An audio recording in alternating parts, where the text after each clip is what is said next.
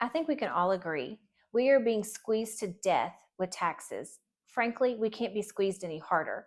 That is why I'm thankful that HISD, the Rusk County Commissioners Court, and the City of Henderson all adopted the no new revenue rate this year. I understand inflation affects all of us. Government costs are not immune to rising prices or other challenges. But just like families and small businesses, government must sometimes find creative solutions or tighten its belt when budgets are thin. I want to stress how important the role of elected officials are.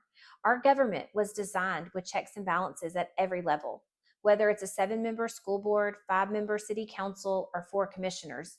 Each has a fiduciary duty to oversee superintendents, city managers, department heads, and boards. Their job is to make sure that budgets are balanced, revenues are properly allocated, and expenditures don't exceed income. Yes, reserves exist for unforeseen emergencies, but those reserves are not meant to stockpile taxpayer dollars. When the average American is struggling to save a single dollar, it's not the government's job to build slush funds on the backs of taxpayers. That is why I will never, ever advocate for higher taxes. Government should do what we do at home: take a hard look at needs versus wants and find solutions when we overspend. When taxpayers overspend, we have to wait until payday, get a second job, sell something, or borrow. But what we don't get to do is raid our neighbor's wallet. Taxpayers are not ATM machines. Our founding fathers intended government to take no more than was absolutely necessary. In fact, President Calvin Coolidge even described excessive taxation as legalized robbery.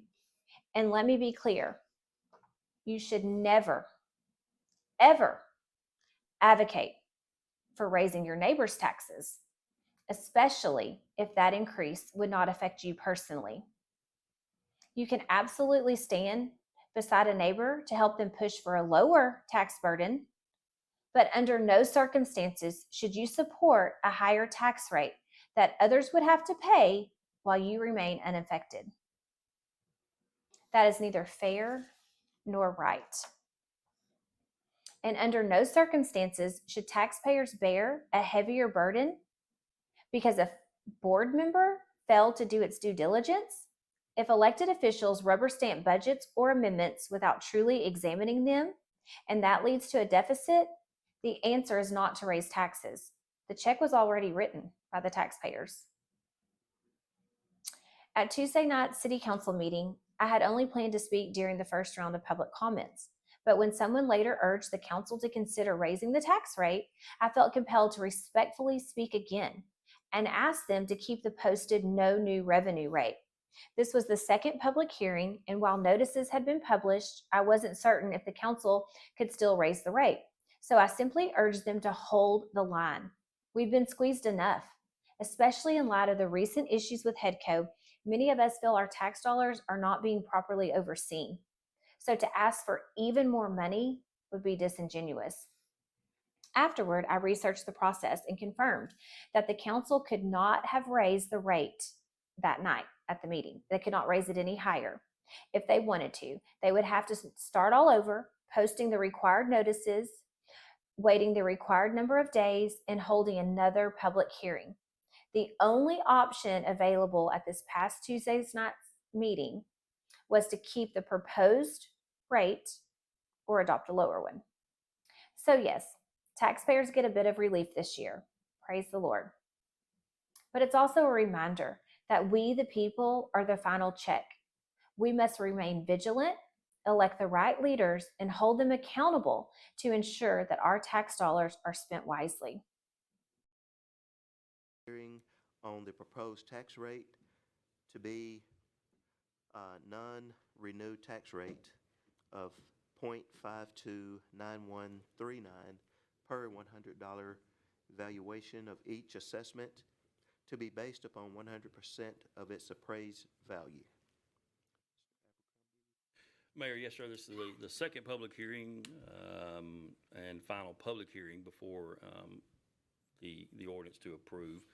The proposed rate would be the no new revenue tax rate at this point, 0.529139, as you said, which is a decrease of 2 cents from last year, but this is the second public hearing.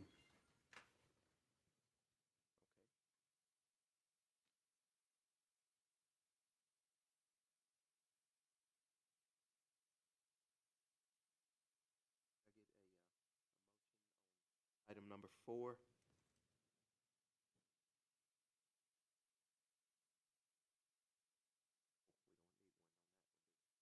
Okay.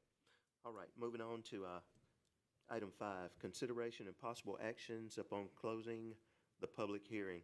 Can I get a motion to close public hearing?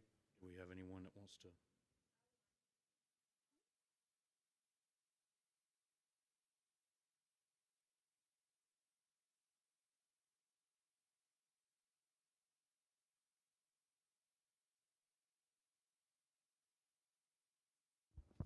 I asked y'all to adopt it before, and I do greatly appreciate y'all. Taxpayers are taxed, we're getting taxed to death, frankly. And I don't think that we're being fiscally responsible with some of the money that we have. And I think it's disingenuous to ask us to pay more than we absolutely have to pay.